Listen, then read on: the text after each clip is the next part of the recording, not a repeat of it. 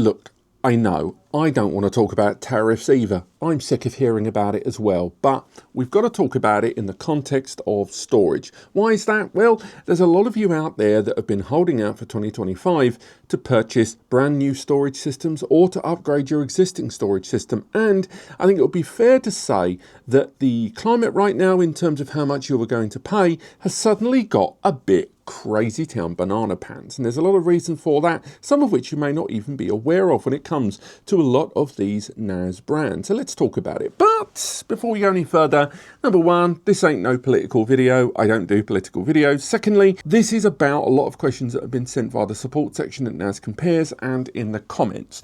There is every possibility that all of this discussion around tariffs that have been proposed, again, reciprocal or otherwise, that is going to blow over in the next few months. Maybe it'll be background deals. Maybe this is a back and forth negotiation. And maybe all of this is a storm of the teacup. But if it comes to whether you're looking at, you're on the fence right now about buying a new network attached storage device for your business or expanding or upgrading an existing setup, there are a lot of questions to be answered. Now, one of the earliest things is a lot of the NAS brands we choose to buy from are going to be impacted. And I include storage drive. And by a lot of them, I mean literally all of them. What do I mean by that? Well, there's the obvious ones, you know, Synology, QNAP, Acer Store, all of these are Taiwanese based. That means that getting those over to the US very, very soon is going to cost more in terms of tax at the end basket for you there. But some of the other ones may surprise you. 45 Drive, for example, a Canadian company, and even though they have points of distribution in the US, the manufacturing takes place in Canada, in Nova Scotia, and therefore getting some of those goods is going to be problematic there and subject to taxing. On top of that, you could look at storage drive. You could look at Seagate and WD, and as good as they sound and as American as they may sound, unfortunately, many of their products are made in Thailand, made in Malaysia, China, Japan, Singapore. This is fairly common. Even Ireland in the case of Seagate, which is kind of surprised by there. Now, look at UniFi. UniFi, incredibly American company, right? Unfortunately, a lot of their products are made in Vietnam, and there are references I found to products being developed and some of the chips coming from both China and Taiwan. Then again, you've got the obvious ones like Ugree, TerraMaster, Chinese-based brands. So obviously, once they have their products now arriving in the US, end users are going to have to pay that tariff there on the end. But it's not even the tariff in itself that is posing a problem for many users there, and the uncertainty led around, you know, what the back and forth is going to be on this. It is more to do with stock levels. Now, imagine you're a distribution. You are working in that multifaceted area where you've got stockists that go to resellers, that go to end sale points there, POS, and then eventually to consumers. The amount of stock they are going to sit on is going to diminish. They are not going to want to sit on tons of stock, because doing so not only means they've got no guarantee of quick sale, but also because of the uncertainty and people buying even less, that is a lot of capital tied up in sitting stock. The result is you could well see that gradually, as the impact of this, by the way, a decision now is really felt 3 to 6 months down the line in terms of stock levels, the result is you can lead to hardware shortages there. And that's not hardware shortages when we've seen it in the past with chip shortages. This is hardware shortages where, because of earlier points in the distribution network there, and again, we can go to distribution partners and see how much they eventually order in before it filters out. The result is there'll be less stock for them to buy from, and it leads to longer lead times, which can also lead, for special cases, to even more increase in delivery costs. But when it comes to the manufacturer of these devices, the manufacturers in the designated countries are going to create less, at least in terms of the amount of sale numbers. These ripples become very hard to track. And that's not even withstanding the fact that a lot of the time you might be looking at it going, okay, so there's slightly less stock and I'm happy to pay the tax on top, or I've got some wiggle room there. That doesn't even factor in devices that are actually engineered in the US, but a lot of the components come from outside the US. You know, the raw materials, right the way down to the build materials or the internal components. Those additional costs will then have to be paid at the point of manufacture. And therefore, these will increase the baseline price, because all it takes is one brand to make the first move, and then everyone else kind of meets to greet it. The result is the base level price, notwithstanding inflation, will potentially increase. And then after that, you've got the additional cost on top. Now, businesses, I'm not going to say that they don't want to pass this price on to the end user, but in some cases, depending on the scale of the company, it will be inevitable.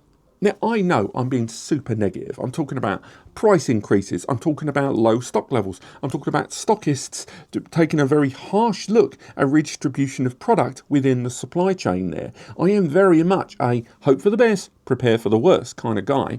And, you know, on balance, we could also argue that over time, this may well lead to multiple brands redistributing a lot of the manufacture over to the US over time, and therefore meaning that these products will be made in the US and therefore reduce, or at least a percentage of these products will be made in the US, reducing a lot of that pain point. Keep in mind, number one, this will take 2 to 3 years. It really isn't a immediately overnight thing to do. Secondly, it's worth bearing in mind that once you do that, and the market has shown it's prepared to pay this amount during, price increases, you cannot tell me that when the product is made in the US that they will sell it for less. They can see what the market is prepared to pay and it will grow to match it. So do keep that in mind for those of you that are thinking, I'm going to hold out for a few years on this. Equally, up until now, because tariffs have existed and different taxing on different goods and services globally has always existed,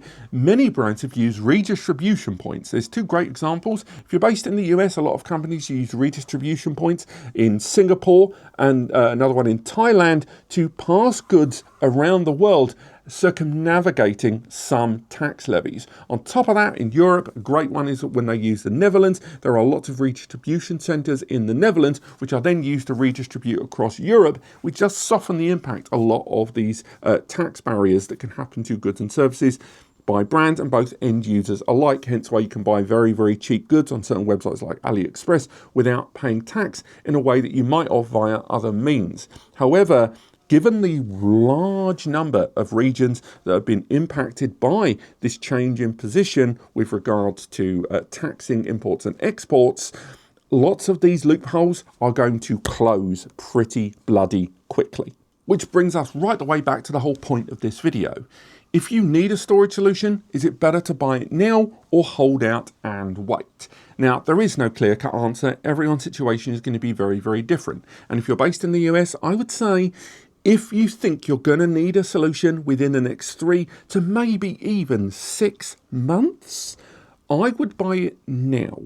The reason being that notwithstanding price uncertainties, on top of the tariff problems as well, I would say stock levels are going to be problematic. And notwithstanding the impact that paying additional import tax on any good will be to you in the US, depending on its scale, stock level problems will cause the base level price to increase before the tax increase on top in terms of the import. And remember, it will scale accordingly based on percent, not a number. So again, don't rush out and buy, but I'm saying if you need a solution in the next 3 to 6 months, I would maybe look at purchasing it sooner rather than later because of that uncertainty. And for the rest of you, I would remind you that almost certainly every single brand in the entire world of technology, not just those in storage, are having board meetings right now, having tactical meetings right now on how to trim the fat when it comes to the distribution of their product.